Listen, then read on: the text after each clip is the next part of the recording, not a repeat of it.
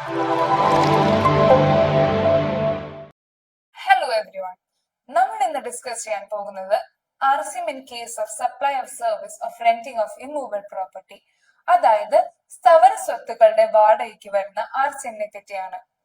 ആദ്യം immovable property renting കൊണ്ട് അർത്ഥമാക്കുന്നത് എന്ത് എന്ന് നമുക്ക് മനസ്സിലാക്കാം. ഇമ്മൂവബിൾ പ്രോപ്പർട്ടിയുടെ നിയന്ത്രണം കൈമാറിയാലും ഇല്ലെങ്കിലും ഇമ്മൂവബിൾ പ്രോപ്പർട്ടി പൂർണ്ണമായോ ഭാഗികമായോ ഉപയോഗിക്കാൻ അനുവദിക്കുന്നതും പ്രവേശനം അനുവദിക്കുന്നതും ഉപയോക്താവിന് പ്രവേശന സൗകര്യം നൽകുന്നതും ഇതിന്റെ അർത്ഥവ്യാഖ്യാനത്തിൽ ഉൾപ്പെടുന്നു.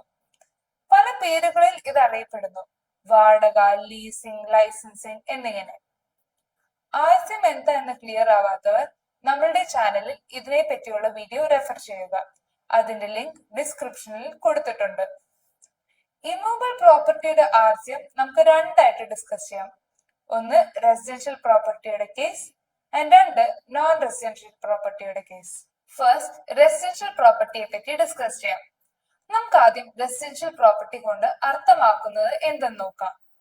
താമസ സൗകര്യത്തിനായി നിർമ്മിച്ചതും ഉപയോഗിക്കുന്നതുമായ ഒരു സ്ഥലം, except hotel, motel, in, guest house, house boat, lodge അല്ലെങ്കിൽ താൽക്കാലിക താമസത്തിനായി ഉദ്ദേശിച്ചിട്ടുള്ള സമാനമായ സ്ഥലങ്ങൾ. ഒരു പാർട്ടി ഒരു റെസിഡൻഷ്യൽ പ്രോപ്പർട്ടി ഒരു അൺരജിസ്റ്റേർഡ് പേഴ്സണ് റെസിഡൻഷ്യൽ പർപ്പസിന് വേണ്ടി റെന്റിന് കൊടുത്താൽ അത് GST എക്സെപ്റ്റ് ആണ്. അതായത് ഒരു സാധാരണക്കാരൻ താമസിക്കാനായി വീട് റെന്റിന് എടുത്താൽ അത് എക്സെപ്റ്റ് ആണ്. അതേസമയം ഒരു രജിസ്റ്റേർഡ് പേഴ്സണ് റെന്റിന് കൊടുത്താൽ അവിടെ GST അണ്ടർ RCM ആപ്ലിക്കബിൾ ആവും. 18% RCM ആപ്ലിക്കബിൾ ആവുന്നത്. ഈ എൻട്രി 18 ജൂലൈ 2022 മുതലാണ് ആപ്ലിക്കബിൾ ആയത്.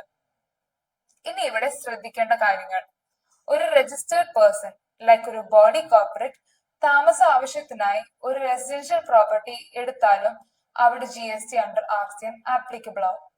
ഉദാഹരണത്തിന്, കൊച്ചി മെട്രോ കൺസ്ട്രക്ഷൻ ആവശ്യത്തിനായി വർക്കേഴ്സിനെ കൊണ്ടുവന്നു.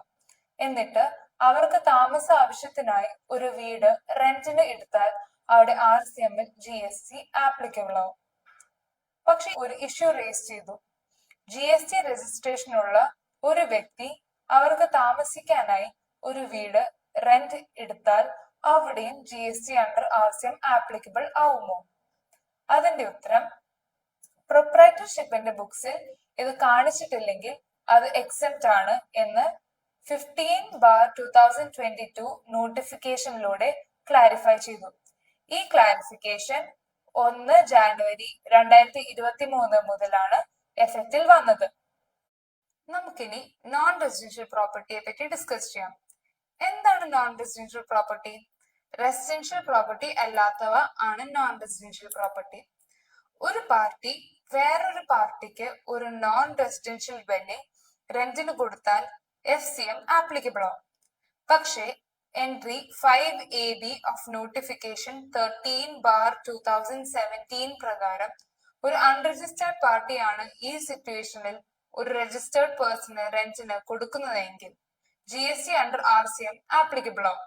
ഇത് 10 ഒക്ടോബർ 2024 മുതലാണ് എഫക്റ്റീവ് ആയത്. ഇവിടെ ശ്രദ്ധിക്കേണ്ട ഒരു കാര്യമുള്ളൂ: രജിസ്റ്റേർഡ് പേഴ്സൺ കോമ്പോസിഷൻ സ്കീമിലാണ് രജിസ്റ്റേർഡ് എങ്കിൽ ഇവിടെ RCM ആപ്ലിക്കബിൾ അല്ല. ഈ നോട്ടിഫിക്കേഷൻ എഫക്റ്റിൽ വന്നത് 16 ജാനുവരി 2025 മുതലാണ്. ഇനി നമുക്ക് ഇതുവരെ ഡിസ്കസ് ചെയ്തതെല്ലാം ഈ കാണിക്കുന്ന ടേബിൾസിലൂടെ സമ്മറൈസ് ചെയ്യാം.